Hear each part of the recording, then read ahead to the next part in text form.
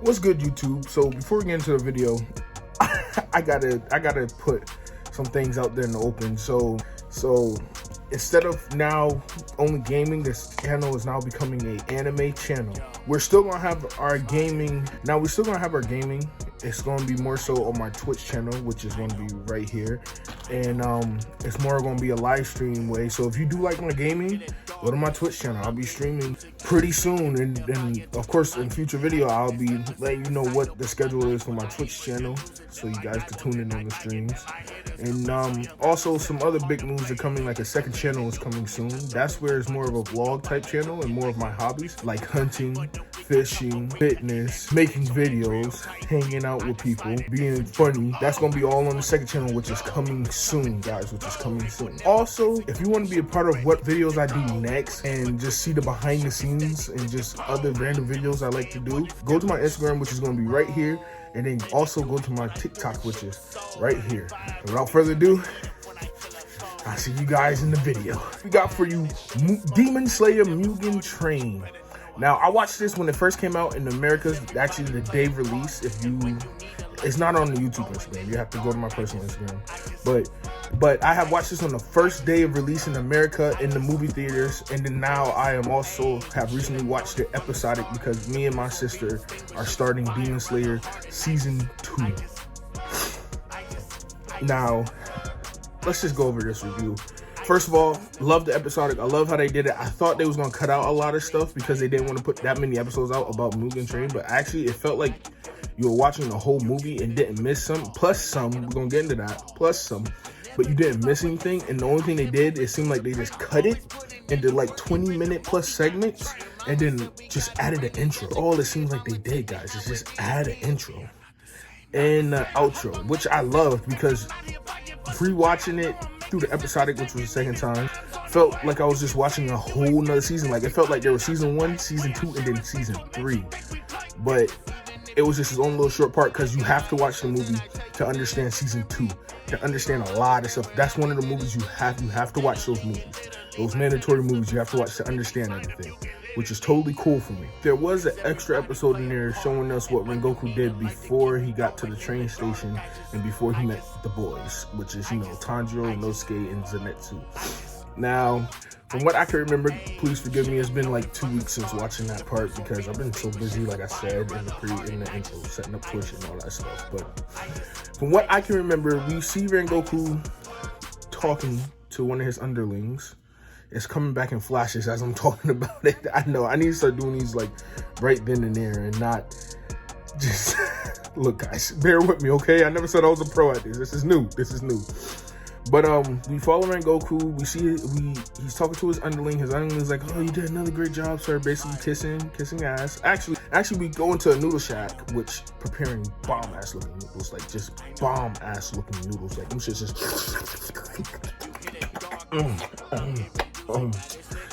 listen to that with your eyes closed. Oh God. Wait, no, listen. But yeah, so we figured out Rengoku's reading the newspaper and talking to the old man, being nice, being his energetic self like always. Then his underling talks to him about the slasher. That's why no business really at the noodle shack and all that stuff is happening. Fast forward. So now Rengoku I'm done. Oh God. Now Rengoku's making his way over to the train station, and that's when we cut to a grandma and her daughter who are selling lunches, pre-made lunches, and the daughter explains that she has to do this late at night with the grandma, not only for her safety, but also because the family needs it. But the grandma is like, you're a child, don't worry about it. All that stuff. Rengoku catches them by surprise. God, idle conversation. I mean, my man's just throwing his money around like it's nothing. Just like, oh, I'll take the whole batch. Oh, I'll take this money. Boy is rich. He's flexing on these haters. Like, this boy is rich. Like, rich. After that, he goes to find the slasher. Because after talking to him for a while, he goes to find the slasher. And the slasher, he finds at the train that they're actually supposed to be getting on and trying to find the demon into the train, or they believe the demon is the train. He finds actually the so-called slasher, the demon that been running around killing people, which is a speedster type demon, which speedsters running fast for people who don't know what speedster is. But if you watch anime, I feel like you should know what a speedster is. Okay. Look, the name implies, people. I'm sorry. The name implies. Nowadays in 2022, people are just so dumb for no reason. So the demon basically makes a bet. I bet you, he's like, I bet you can't catch me and kill me before I catch them and kill them, type stuff. Because when Goku sickens him and how happy and how and all that. So the demon runs off and Goku makes sure everybody's safe. Now this is where stuff gets serious. He uses total concentration breathing. And now the demon's running damn near Sonic level speed. And then Goku is running just as fast, if not faster than this man. Actually faster, because the demon had a head start, but Goku didn't. And when they came to the train station, oh my gosh, this man was there. This man, when Goku came out of nowhere and said, bro, I thought you was fast, but you don't know how really fast I am. I'm fast as fuck, boy. Like, basically, that's when Goku was stunting on this man. Long story short, Goku does what he does best as Hashira and kills the demon with ultimate fashion. But in that moment, as Rengoku's killing the demon, and as the old lady is seeing it, because the granddaughter and the old lady were also there, and the demon was about to kill him. As the old lady sees Rengoku goes to kill the demon, a lot of stuff flashing before her eyes. And it turns out Rengoku's father saved her once before from a demon when she was younger. The grandma was younger, and that flashback a lot of stuff for her, which, in my opinion, pretty freaking cool. And she was just crying, going on about, oh my gosh, you saved me before. And Goku was like, nah, that's my dad. Yeah. So now fast forward to that, they meet Tanjiro and Zenitsu. Everybody meets on the train, and Goku bought all the lunch, just flexing on them hoes again, like I'm saying. Who meets up Tanjiro and Nosuke. Zenitsu meets Rengoku, finds Rengoku on the train. They're talking. Rengoku wants them to be his underlings so he can train them. Tanjiro, of course, asks about, I did this type of dance my dad showed me, and it's like fire and flame. Rengoku proceeds to tell him how different fire and flame is, and also proceeds to tell him that there's like the major elements form. Please forgive me if you want to end up go to one of them nerds out there who proceeds to tell him all that stuff, like the basic knowledge of the fucking styles of Demon Slayer. And so after that, of course, they're talking, laughing, Tanjiro's thinking. And then the train conductor comes around punching the tickets, but it turns out when he's punching the tickets, it's also releasing the demon's power, allowing them to go into a dream state, where each of them are all in different dreams. In Nosuke's dreaming, he's fighting monsters underground, and he's the main character, and everybody else is a sidekick. Zenitsu's dreaming about being with Nezuko, and Tanjiro, actually, that's where I started to tear up, because Tanjiro dreams about his family being alive again, and none of that never happened, which was sad. And when Goku's reliving, talking to his father about becoming a Hashira and all that stuff, and those two were sad. The other two were funny and dope, but those two were sad. And so after that, we get a little explanation about the demon, but we're gonna fast forward through that. You guys, if you want those little minute details, you're gonna have to watch the movie or go to somebody else, because I'm not about to go that deep. So fast forward, the kids are now attaching themselves into the dream so they can go into the dream world, find basically their soul, take it, and automatically killing the demon slayers. Now, one kid goes into Inosuke's, and Inosuke actually finds the kid and is torturing the kid in the dream, actually, like it's a horror movie. One kid goes into Zenitsu's, the kid is looking around, but then corners Zenitsu. Well, Zenitsu basically gets him in a blacked out place that he can't see nothing. Zenitsu's chasing this man down, trying to kill this man, talking to him, traumatizing that poor kid. And there's a sickly kid, which, the reason these kids are all doing this is because the demon promised them to forever dream their paradise, like everybody else that helped the demon on that train. But, and their forever paradise is death, so dreaming until they die. Yeah. But now the sickly kid is in Tanjiro's now. Fun fact, kid found out where it was, the boundary, like how far the dream world goes, and then he walks past it, and Tanjiro's looks gorgeous, like just looks gorgeous. And his spirits proceed to lead the kid to his orb because Tanjiro is so kind-hearted, so like just so nice, so see second chance at everybody. His spirits is just so nice. So long story short, the kid is like, I can't do this. He's too nice. And then Rengoku. Now Rengoku flexes a lot with his money. But let me tell you one thing, he ain't no simp, because when that girl found his orb, that nigga was about to choke her out.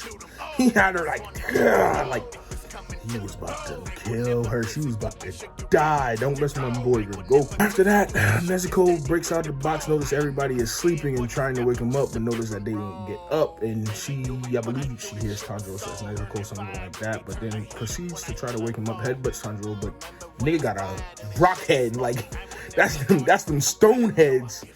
And so she starts to bleed, guys mad, and then uses her blood demon arc on him, which is that fire explosion thing, and poof, and then that sends him a signal like, wait a minute, I'm dreaming, but I gotta wake up.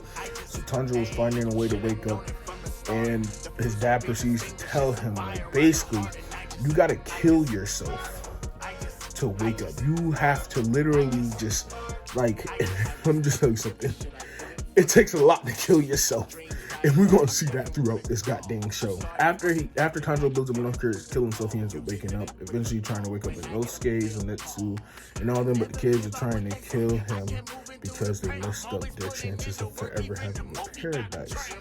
But Tanjiro easily disarms them and shows them this is not the way to do it. Now, eventually Tanjiro goes to the front of the train, finds the demon, and after finding that demon, proceeds to try to fight the demon. But demon, let's really notice something. Demon knocks him out just like that, and then he wakes back up. That means he killed himself just that quick, and he does it a whole bunch of times throughout that little bit of time. He does it a good amount of times, and then eventually Inosuke wakes up. Well, fast forward past that, Rengoku and Inosuke, all of them wakes up. Zenitsu's still knocked out for the cold, but the other ones wake up. Rengoku basically clears the cart from saving everybody. Zenitsu saves Nezuko in epic fashion, of course. Like, come on now, guys. It's Zenitsu. Like, that's the reason he's everybody's favorite. That's favorite boy right there. Second to Tanjiro. And third to Inosuke. Well, Zenitsu, I like him more than... We get into that another day. Put in the comment section if you want me to rank the characters from Demon Slayer. Now, we skipped over a whole bunch, and you guys probably going to shoot me on the comment section, but hey...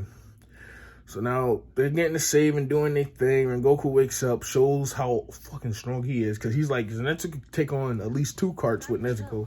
You and Inosuke, go kill that demon. Tell him Tanjiro and Inosuke, go kill that demon while Rengoku handles, like, exaggeration. I can't remember exactly, like 5 carts to himself, and Zenitsu and Inosuke. I said Inosuke. Zenitsu and Nezuko handles 2 carts to themselves.